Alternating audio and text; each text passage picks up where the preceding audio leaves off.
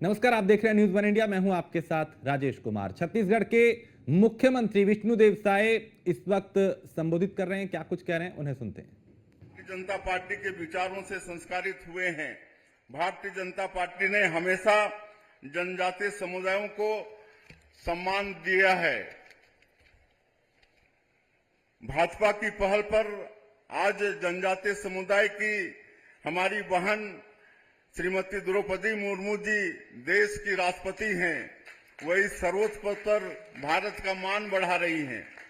मैं माननीय प्रधानमंत्री जी और भारतीय जनता पार्टी के प्रति आभार भी व्यक्त करता हूं कि उन्होंने छत्तीसगढ़ में जनजातीय समुदाय से आने वाले मुझ जैसे एक छोटे से कार्यकर्ता को मुख्यमंत्री पद का दायित्व दिया है। धरती आबा जनजातीय ग्राम उत्कर्ष अभियान और पीएम जनमन अभियान, ये दो ऐसे क्रांतिकारी कदम हैं जो माननीय प्रधानमंत्री जी ने जनजातीय समुदायों के कल्याण के लिए उठाए हैं। इन योजनाओं से न केवल जनजातीय समुदायों के जीवन में परिवर्तन आएगा, बल्कि संपूर्ण भारतीय समाज अपने स्वर्णिम भविष्य की ओर अग्रसर होगा। अंग्रेजों के समय जनजातीय समाज भारतीय समाज का सबसे उपेक्षित अंग रहा है।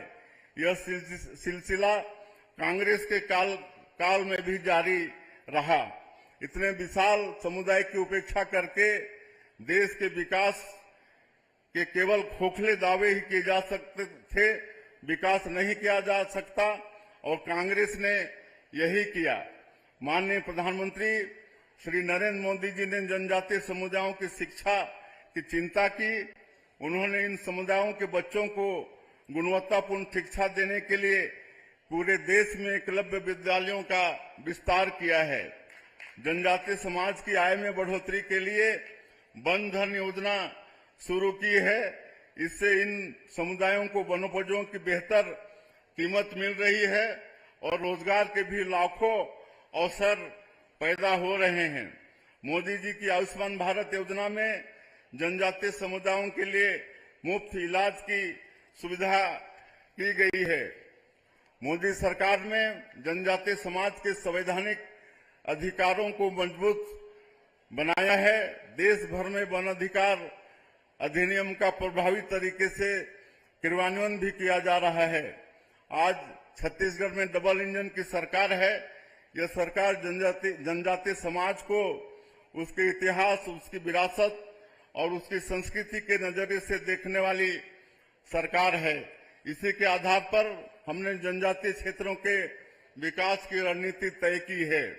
इतिहास में इस बात का उल्लेख मिलता है कि छत्तीसगढ़ का जनजातीय समाज एक समय ज्ञान और संपदा से संपन्न समाज था। आश्चर्य इस बात का है कि बाद के कालखंड में यह समाज इतना पिछड़ गया कि इनकी गिनती भारत के सबसे पिछड़े समुदाय में होने लगी।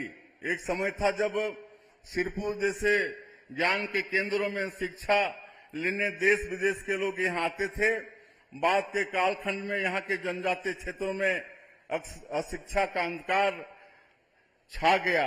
एक समय यह था जब जनजातीय योद्धा भारत के सबसे शक्तिशाली मुगल राजवंशों की चूल्हे हिला देते थे। फिर वह समय आया कि यहाँ का जनजातीय समाज सबसे शोषण और अत्याचार का शिकार हो गया। हमारी सरकार जनजातीय समाज के उसी गौरव और वैभव को वापस पाने के लिए काम कर रही है। इस डबल इंजन की सरकार को केवल 11 महीने के अल्प समय में छत्तीसगढ़ में 31,000 करोड़ रुपए की सड़क परियोजना स्वीकृत हुई है। राज्य में अनेक महत्वपूर्ण रेल परियोजनाएं स्वीकृत हुई हैं। अंबिकापुर में मां महामाया एयरपोर्ट का शुभारंभ हुआ है। जगदलपुर में हवाई सुविधाओं का विस्तार हुआ है। इसी तरह रायपुर और बिलासपुर एयरपोर्ट की कनेक्टिविटी बढ़ी है। दुर्गम से दुर्गम क्षेत्र में भी मोबाइल टावरों की स्थापना की जा रही है।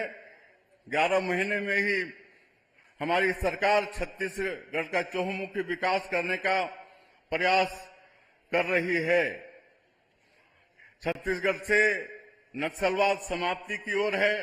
नक्सलवाद अंतिम सांसें गिन रहा है और ये डबल इंजन की सरकार के कारण ये संभव हो रहा है। हम लोग ऐसे संवेदनशील जिलों में नियत नीलानार योजना लागू करके वहां सरकार की सारी योजनाओं को प्राथमिकता के साथ पहुंचाने का काम कर रहे हैं। और हम लोग को आज हमारे मुख्य अतिथि जी को सुनना है और इसलिए और मैं ज्यादा नहीं कहते हुए आप सभी लोगों का आशीर्वाद चाहिए, सहयोग चाहिए छत्तीसगढ़ को आगे विकास के दृष्टि से बढ़ाने के लिए।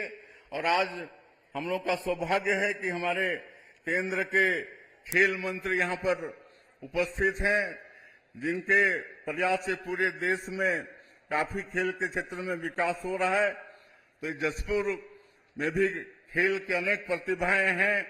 मैं आपसे चाहूंगा कि आज के इस अवसर में यहाँ पर एक अच्छा स्टेडियम का निर्माण हो, इसके लिए आप 20 करोड़ रुपए की घोषणा करेंगे।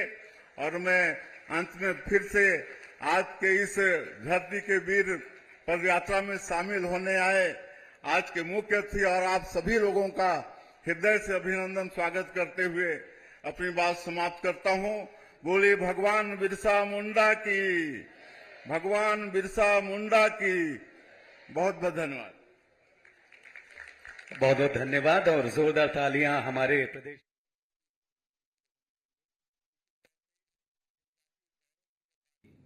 विष्णुदेव साय को आपने सुना, जिन्होंने जनजातीय गौरव दिवस पे पदयात्रा का चूंकि आयोजन हो रहा है और उसमें मुख्यमंत्री ने यहां संबोधित किया और बताया कि कैसे केंद्र की योजनाएं और राज्य की योजनाओं से जनजातीय समूह का विकास किया जा रहा है, उनके जीवन को बेहतर बनाया जा रहा है।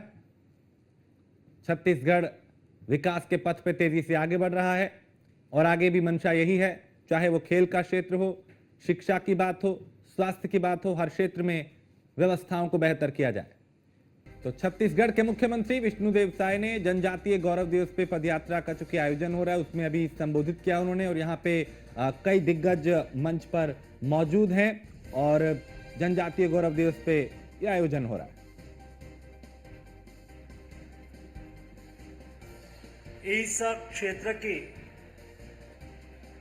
150 कॉलेज के माई भारत के वॉलंटियन के द्वारा आयोजित किया गया है। यानी कि आज का कार्यक्रम ये युवाओं ने आयोजित करा है। मेरे सामने युवा लोग बैठे हैं और 15 नवंबर यानी कि 2 दिन के बाद जनजाति गौरव दिवस यानी कि भगवान बिरसा मुंडा जी की जन्म जयंती के उपलक्ष्य में एक कार्यक्रम आयोजित किया हो और उसमें हम जोरदार नारा से भगवान बिरसा मुंडा जी की जय घोष ना करें तो मुझे लगता है कि हमारे में जो थनगनाहट है, उत्साह है, ये उत्साह प्रदर्शित करना चाहिए। मैं बोलूंगा भगवान बिरसा मुंडा जी की, भगवान बिरसा मुंडा जी की। धन्यवाद दोस्तों। आज के कार्यक्रम में हमारे यूथ को प्रोत्साहित करने के लिए हमारे बीच में उपस्थित माननीय मुख्यमंत्री विष्णुदेव साय जी, माननीय उप मुख्यमंत्री अरुण साहू जी, पहली ही पंक्ति में बैठे हुए इस धरती के युवा आइकॉन खिलाड़ियों, सभी उपस्थित मंच पर विराजमान वरिष्ठ नेतागण, वरिष्ठ युवागण, उपस्थित सभी माई भारत के वॉलंटियन भाइयों एवं बहनों, आज का दिन मेरी दृष्टि से बहुत महत्वपूर्ण दिन है, क्योंकि आज का कार्यक्रम कोई सरकार के द्वारा आयोजित किया गया नहीं है, ना हम उसके मुख्य रूप में यहां उपस्थित लीडर है, लेकिन आज के कार्यक्रम मेरे छत्तीसगढ़ के यूथ वॉलेंटियर्स द्वारा आयोजित किया गया है। हम उसमें केवल मेहमान हैं, आपको प्रोत्साहित करने के लिए आए हैं, क्योंकि आप माय भारत के साथ जुड़ के देश के प्रधानमंत्री नरेंद्र मोदी जी की विकसित भारत की संकल्पना को पूरा करने के लिए कृतनिश्चयी हुए हैं। माय भारत प्लेटफॉर्म है क्या? माय भारत युवा संगठन है क्या? दोस्तों, 2023 में प्रधानमंत्री मोदी जी ने कहा कि मुझे देश को विकसित भारत बनाना है, मुझे देश को बदलना है, देश को आगे ले जाना है। देश को विकसित भारत बनाने के लिए मेरे देश के युवाओं का कर्तव्य को उजागर करके मुझे उसको देश की विकास धारा में जोड़ना है। विकसित भारत बनाने में युवाओं की संकल्पना को कटिबद्ध करना है। उसके लिए युवा विभाग के द्वारा भारत सरकार के यूथ अफेयर्स युवा विभाग मंत्रालय के द्वारा माय भारत वॉलेंटियर्स संगठन को खड़ा करा गया है। आज के दिन में 1.5 करोड़ से अधिक युवाओं ने माय भारत संगठन में रजिस्टर करा है। जब आप माय भारत संगठन में रजिस्टर हो जाते हैं, अपनी सीवी उसके ऊपर डालते हैं।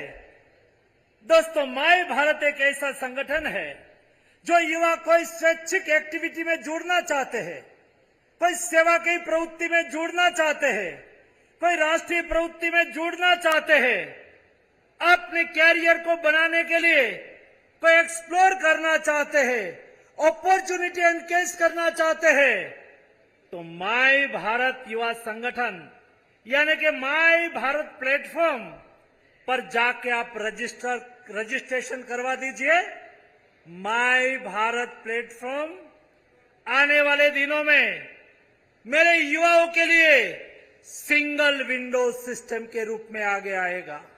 सिंगल विंडो सिस्टम यानी कि जैसे आज सुबह में हम उठते हैं, मोबाइल हाथ में लेते हैं, तो हम व्हाट्सएप पर जाते हैं और देखते हैं क्या क्या आया है।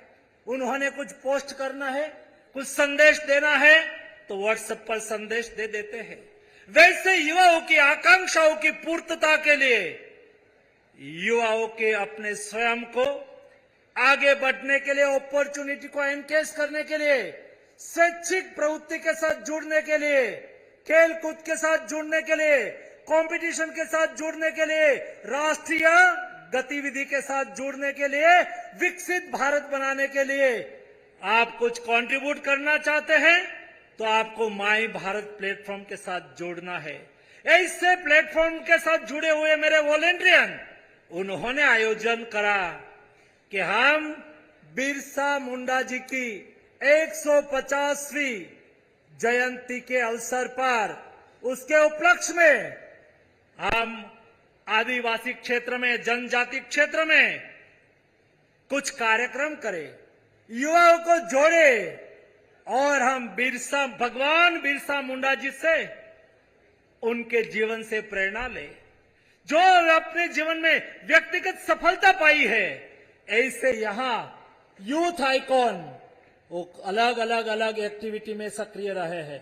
कोई अच्छे स्पोर्ट्समैन है, कोई अच्छे राइटर है, कोई अच्छे संगीतकार है। ऐसे यूथ वॉलेंटियर आप में से निकले हैं। आप भविष्य में ऐसी सफलता पाना चाहते हैं, अपने व्यक्तिगत जीवन को बनाना चाहते हैं? क्या हम भगवान बिरसा मुंडा के जीवन कवन से प्रेरणा ले सकते हैं? यहां बताया गया। मुंडा समाज के हमारे लीडर ने यहां अपनी बात कही। 25 साल की आयु में, केवल 25 साल की आयु में एक युवा अपने युवा वय में उन्होंने देश के लिए क्या करा, अंग्रेजों के सामने कैसे लड़ा, मातृभूमि को आजाद करने के लिए अपने स्वयं को कैसे, अपना स्वयं का बलिदान कैसे दिया, कैसे संघर्ष करा। एक ट्राइबल विस्तार से निकला हुआ, गरीब परिवार से निकला हुआ भगवान बिरसा मुंडा देश की आजादी के लिए कैसे लड़त लड़ते हैं, कैसे वो उसमें से प्रेरणा लेके हम हमारे देश के लिए क्या कर सकते हैं, और इसलिए आप देखो इस यात्रा का नाम रखा माटी के वीर। इस धरती के मिट्टी के वीर, इस देश की धरती के ट्राइबल धरती से निकला हुआ भगवान बिरसा मुंडा जैसे देश के कई युवाओं ने अपना प्राण का बलिदान दिया था, तब जाके देश आजाद हुआ था। जब मोदी जी देश आजादी का अमृत महोत्सव मना रहा था, उस वक्त मोदी जी ने रेड फोर्ट से 15 अगस्त को अपना उद्बोधन करते हुए कहा कि अभी जब आजादी की लड़ाई में बलिदान देश मांग रहा था, तब हमारे देश के युवा लोगों ने अपना स्वयं का देश के लिए बलिदान दिया था। 1857 से देश की आजादी की लड़त चालू हुई और 1947 में देश आजाद हुआ। 90 साल तक अंग्रेजों के सामने हिंदुस्तान ने आजादी की लड़ाई लड़ी। 6 लाख युवाओं ने देश को आजाद करने के लिए अपना प्राण का बलिदान दिया, तब जाके देश आजाद हुआ। जब देश के अमृत महोत्सव के अवसर पर मोदी जी ने कहा कि अभी देश के नागरिकों को, देश के युवाओं को देश के लिए जीने का वचन मांगता है। हमें देश के लिए जीना है। देश को विकसित भारत बनाने के लिए अपने स्वयं का कर्तव्य का निर्वहन करना है और अपने कर्तव्य का निर्वहन करने के लिए देश के युवा अगुवाई करे, युवा लीडरशिप ले और युवा देश के लिए अपना कंट्रीब्यूशन अदा करे। और जिस काम में आपको रुचि है, कोई अच्छा खेलते हैं तो मुझे मेरे देश के लिए खेलना है, तब जाके जब 2036 में देश में ओलंपिक का आयोजन हो रहा हो, तब हम देश को मेडल दिलवाए। मैं देश के ऐसे सेवा कार्य के साथ जुड़ूं जो देश की विरासत है।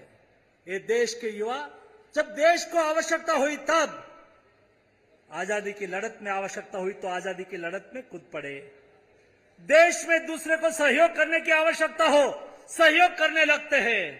कोविड क्राइसिस के दरमियान आपने देखा होगा, देश के अनेक युवा लोग माय भारत